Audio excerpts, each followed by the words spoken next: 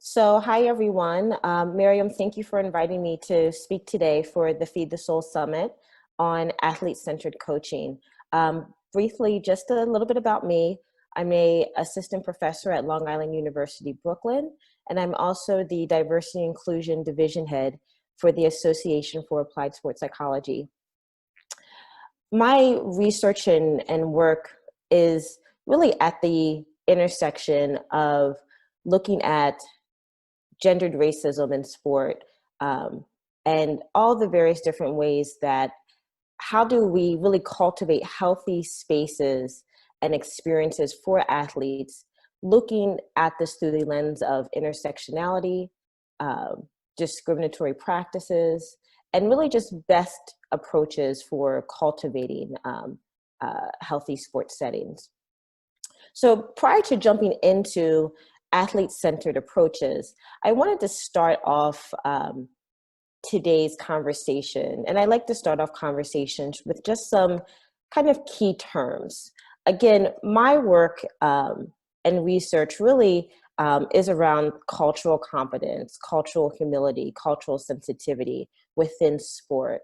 And as I go throughout this presentation, you're going to hear me use some phrases, and I want to make sure we're all on the same page. So first is cultural awareness. And cultural awareness is this cognitive process in which one has some degree of understanding of cultural issues and situations. Cultural awareness means that you see and understand a wide variety of cultural experiences. Now, cultural sensitivity in comparison is the ability to empathize with those experiences, the ability to express care and feel what someone else might be feeling.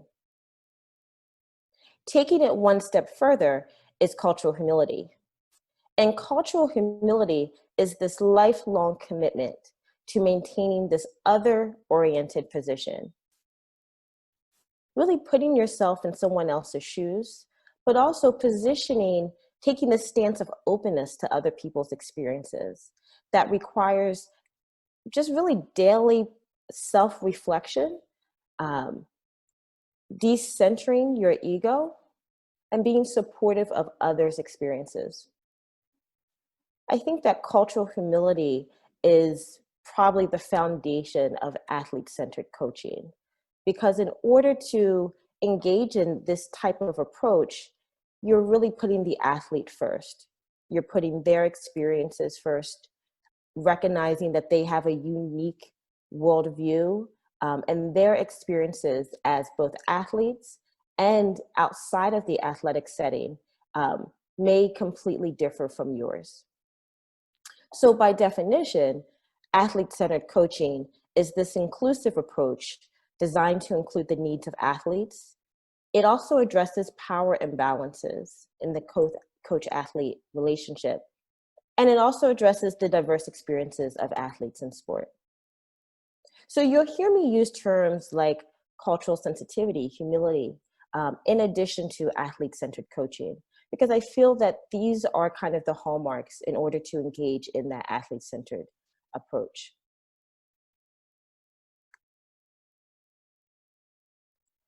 So prior to kind of jumping into some key strategies to athlete-centered coaching, I pulled this quote from Doc Rivers where he shares a bit of his journey to becoming a coach.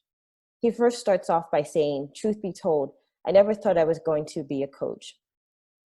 I thought I was going to only do TV." He shares a little bit more of his journey. But what really stuck out to me with this quote is the last paragraph here, where he shares, "The things that I know now that I didn't know when I first started are mostly how to deal with people more than X's and O's. Every single player is singular. That's what you learn. You can't group anyone. They all have their own way about them, and it's your job to try to figure out each guy." So this to me really speaks of athlete-centered coaching, that you have to, one, treat each athlete individually.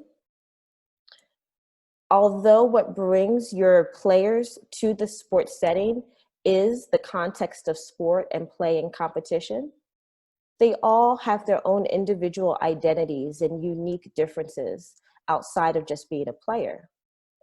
But also what Doc Rivers is referencing is something that we call intersectionality, that we all hold multiple identities in addition to one or a few that might be salient or obvious to us or other people. Doc Rivers is mentioning that in his coaching philosophy and in his coaching style, he takes the opportunity to get to know all those intersecting identities and bits about an individual, because not only does it impact who they are as athletes, but of course it impacts who they are just as everyday human beings. So let's jump into what are some athlete-centered approaches.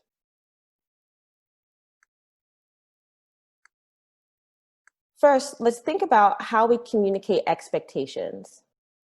When it comes to an athlete-centered approach, you want to first think about, how do you articulate your expectations to your athletes? How do you voice and share these expectations? Do you voice them in a way that is meeting the athletes at their level?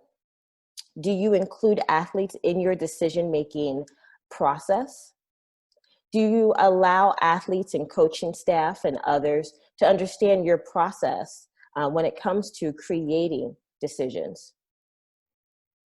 In addition to communicating expectations, what's your philosophy around team norms? Do you think about team norms? Do you think about the culture that's being established in your team? Is the culture that's established based off of your comfort or what you think is best?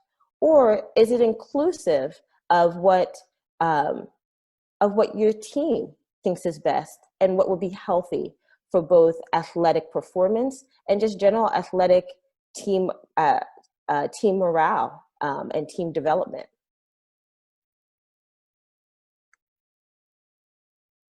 So here's just a brief video from the Positive Coaching Alliance about expressing communicating your expectations.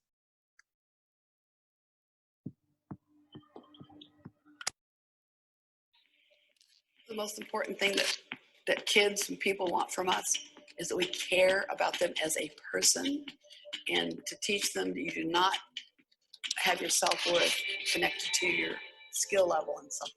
They're two separate issues. You're a beautiful human being, you're fantastic, and that's it, and that's all that matters. It doesn't matter if you're ranked, number 250,000 in the world or number. Sorry about that.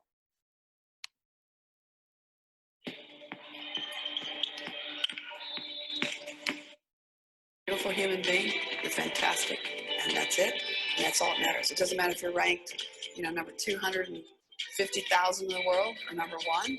It does not matter. Yes, there are expectations. Yes, there are great demands. But yes, we realize you're a human being. A lot of times what they need is love and just a positive reinforcement. This is something we all are in together as a family. Be positive about what they're doing out there. They will listen.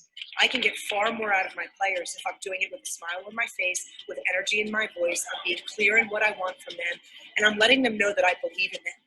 Being positive on a daily basis, you have a choice. You make a choice of, the glass is half full or the glass is half empty. You make a choice of bringing negative or positive to a meeting, to a relationship, to a basketball court, or to you. PCA is one of the greatest organizations that I've been affiliated with. I think having fun creates good team chemistry. I get a better response, better effort. We're going to be in their corner. We're going to be supportive. Because I am demonstrating through my positivity, my joy, my excitement, that I believe in them. It is crucial for coaches to send that message. Every moment is a teaching moment. You can help a child or a person believe in themselves. It's everything.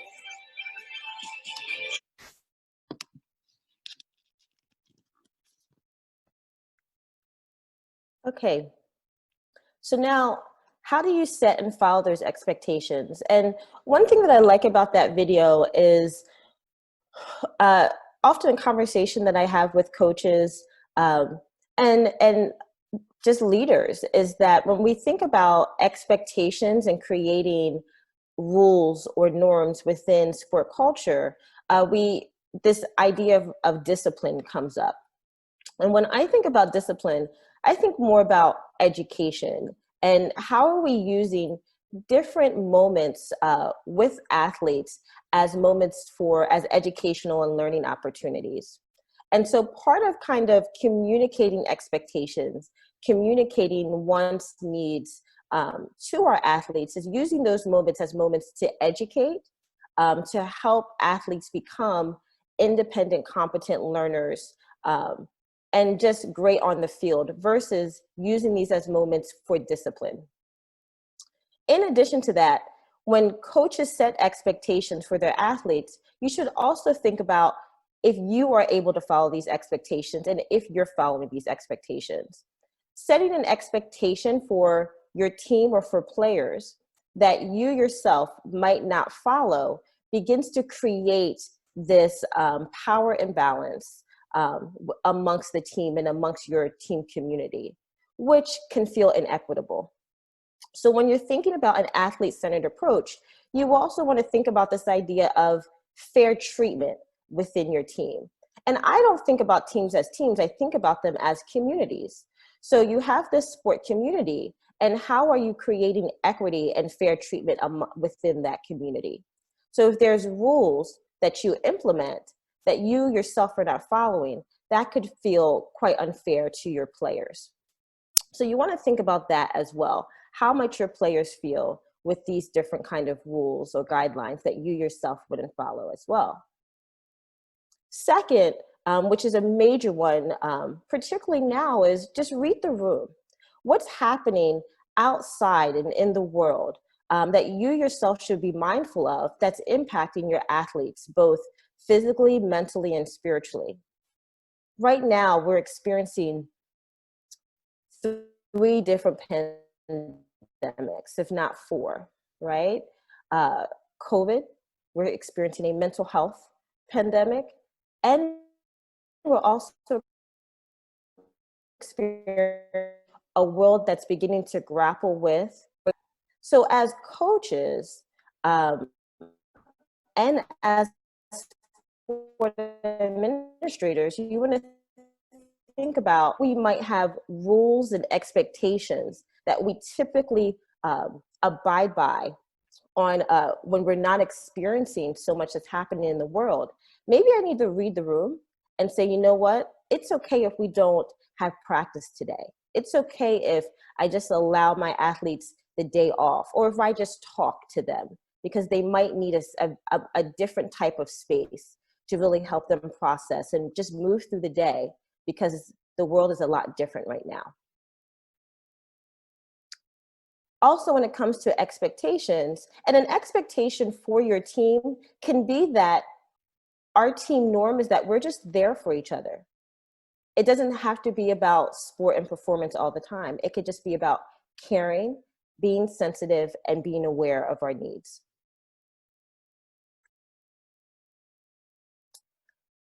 So lastly, I wanted to throw out this point about cooperative style when it comes to communication and working with your players. And I'm sure you probably have heard of this style before. And what cooperative style means is, one, you're giving a lot of positive feedback, and you're using feedback as this mode of education. Your primary goal is to create athletes who are independent thinkers, independent decision makers, because you've really used a lot of time to kind of mold them to be able to understand how to think well within their sport. So initially, within this cooperative style, you give high amounts of feedback, which allows them to transition into this kind of well-oiled machine that doesn't need as much feedback and is more of kind of like a colleague to the coach. You really position yourself as a mentor, a guide, and advisor that's really molding this athlete into this independent thinker. Someone who takes this more cooperative style of coaching and mentorship, one is really much more focused on the process versus the outcome. The process is educating, giving a lot of feedback in the beginning, because towards the end, you're going to have an athlete who is independent thinking, who feels really confident about themselves, about what they do, is okay with making mistakes, uses mistakes as another opportunity to learn and to do better. The relationship that the coach and the athlete has is, again, more as a colleague, recognizes that the coach is the expert, but sees their coach as their mentor, their guide. The coach is much more flexible in their interactions with the athlete because they're trying to mold that athlete to be an expert themselves in sport.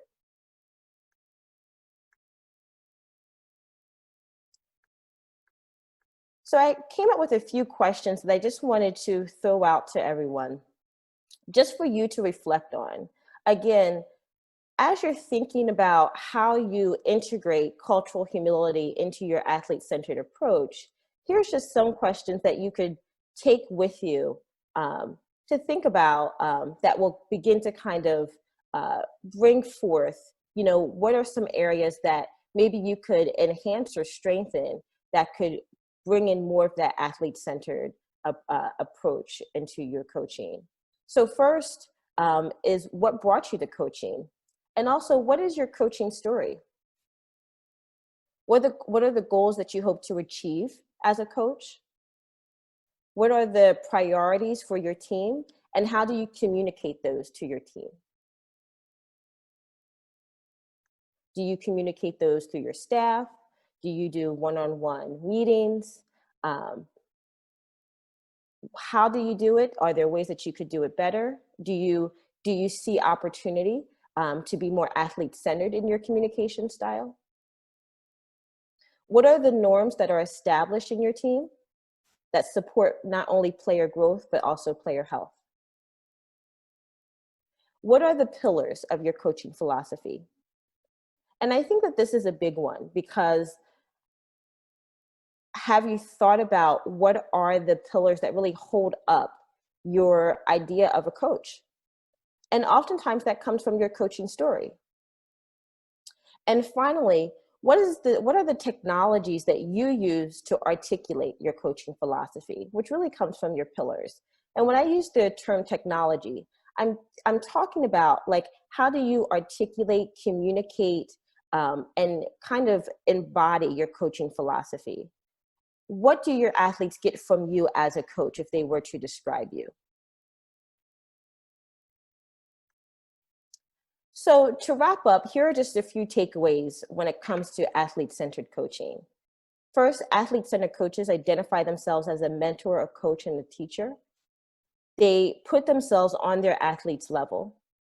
They are consistent. They seek to establish trust and respect through a natural give and take. They're okay with making mistakes. They set clear and realistic expectations, and they follow their own expectations. They acknowledge the importance and the power and balance of being that expert. And finally, they put language to experiences. They listen openly. They make time for personal and professional development. They learn culturally informed models for coaching. They seek to sharpen their communication skills to best articulate their coaching goals. And they reflect on their own athletic history and coaching philosophy in order to deepen their sense of awareness and sensitivity. So thank you all for tuning in. And again, thank you, Miriam, for inviting me.